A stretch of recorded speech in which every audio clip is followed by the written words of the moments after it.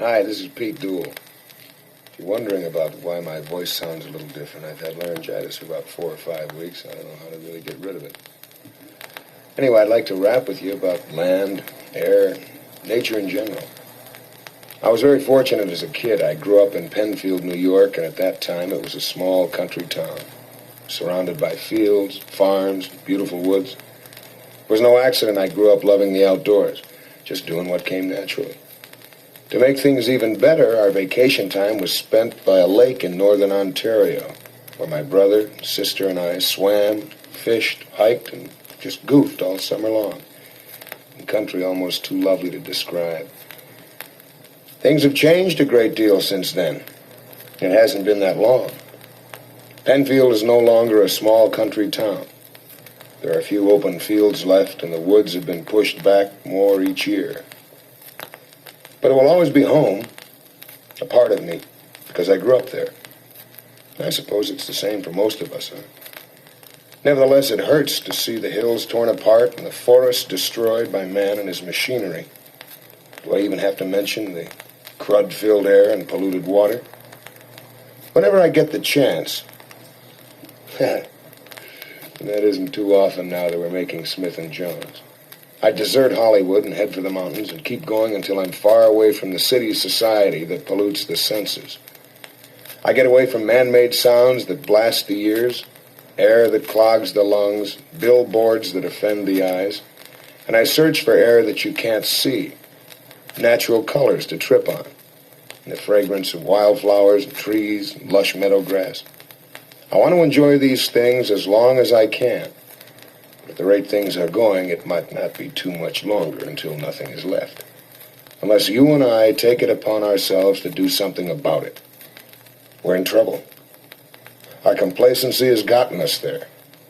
We've all sat back and enjoyed our super-amplified, non-returnable luxury without any consideration of the damage being done. It has taken us 200 years to get where we are now. I wonder how long it'll take to clean up the mess we've ended up with. Will it be cleaned up in time for our children? I doubt it. But we can try, can't we? I believe it's our duty to try, regardless of our chances for success. The future of this country and the rest of the world is in our hands. The environment has got to be cleaned up, and it will be, through the unified efforts of young people like you. You know, I've learned a lot about ecology simply by reading some of the many paperbacks available on the subject.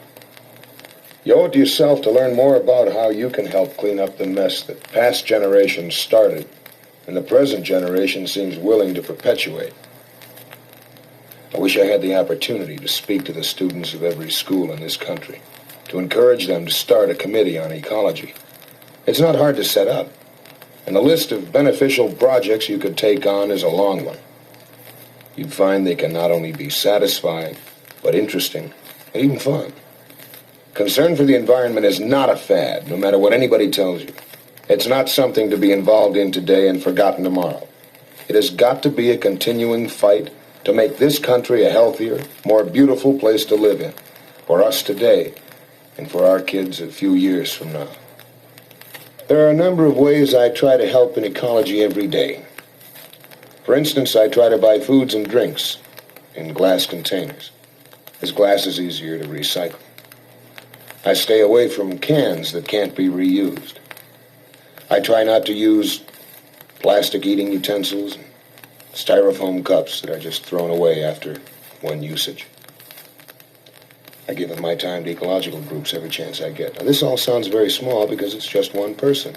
But if we all did it, if we multiplied that by millions, can you imagine what it would accomplish? Can you imagine what would happen if we refused to buy a manufacturer's product because it polluted our environment? They would have to change their products and their packaging, which would make our environment a safer place in which to live. It might hurt their business for a little while, just long enough for them to make the changes that are necessary. I'm more concerned about your health and my health than their business. You know, the greatest pleasure for me as an actor is to please you. And when I do a show and can feel that it gives you pleasure, even if for only a little while, then I can feel that I've contributed something for your enjoyment. Acting is a difficult profession, but excuse me, acting is a difficult profession, but I enjoy it. And I sincerely wish for you a lifetime of pleasure in your work and in your leisure time. And one of the ways to do that is to become involved in those areas that will help make this country a better place to live in.